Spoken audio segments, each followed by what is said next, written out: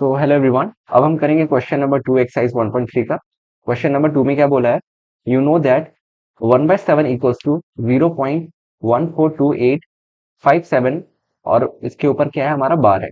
Can you predict what the decimal expansion of 2/7, 3/7, 4/7, 5/7, 6/7 are without actually doing the long division? If so how? मतलब हमें 1/7 का decimal expansion दे रखा है, ये हमें दे रखा है, ठीक है। इसमें 1142857 के ऊपर क्या है? हमारा बार है। और हमें क्या बताना है? किसका डेसिमल एक्सपेंशन बताना है? इन सबका हमें डेसिमल एक्सपेंशन बताना है, ठीक है। और विदाउट डिवीजन मतलब बिना डिवाइड करे हमें बताना है, ठीक है। हमें ऐसा नहीं कि डिवाइड कर दिया बता दिया, हमें बिना डिवाइड करे 1/7 का जो आंसर है ना उसका यूज करके इनका डिवीजन बताना है, ठीक है। तो कैसे करेंगे देखते हैं। तो हमें 1/7 का हमें क्या दे रखा है? डिवीजन ये हमें दे रखा है 0.142857 का बार, ठीक है। तो बाकियों का कैसे बताएंगे? तो बाकियों का लिख लेता हूं मैं। ये हमारा 2/7, ये हमारा 3/7, ये 4/7, ये 5/7 और हमारा यहाँ पे 6/7 यहाँ पे कहीं पे हुआ है, ठीक है। तो 2/7 को हम क्या लिख सकते हैं? 2 into 1/7 लिख सकते हैं, सही है। क्योंकि 2 into 1 क्या होता है? 1 होता है, तो ये हमारा क्या हो जाएगा? 2/7। तो अगर ये हमारा ये हो गया तो क्या हो जाएगा? 2 into में 1/7 की वैल्यू क्या है? ये हमारी 0.142857 के ऊपर बार, ठीक है। इसको मैं भी मिटा देता हूँ, ठीक है।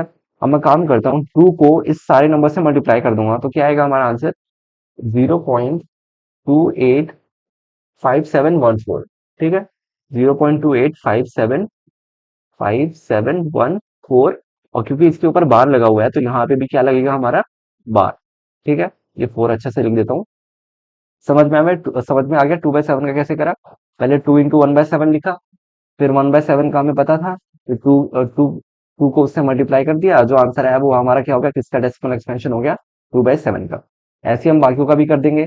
तो 3 का क्या हो जाएगा? 3 into 1/7, ये हो जाएगा 3 into 0.142857 का बार। तो इसका आंसर आ जाएगा हमारा 0.428571, ठीक है। 71 के ऊपर बार। तो इसके आंसर मैंने पहले से कैलकुलेट कर रखे हैं, क्योंकि इसको इतना बड़ा मल्टीप्लाई करने में टाइम लगेगा, फालतू में टाइम क्यों वेस्ट करना, है ना।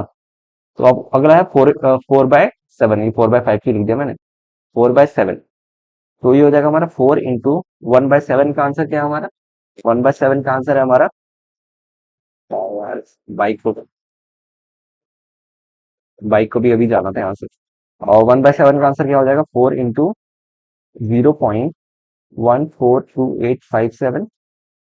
अब इसको मैं 4 से मल्टीप्लाई करूंगा तो जो हमारा आंसर आएगा वो कितना आएगा?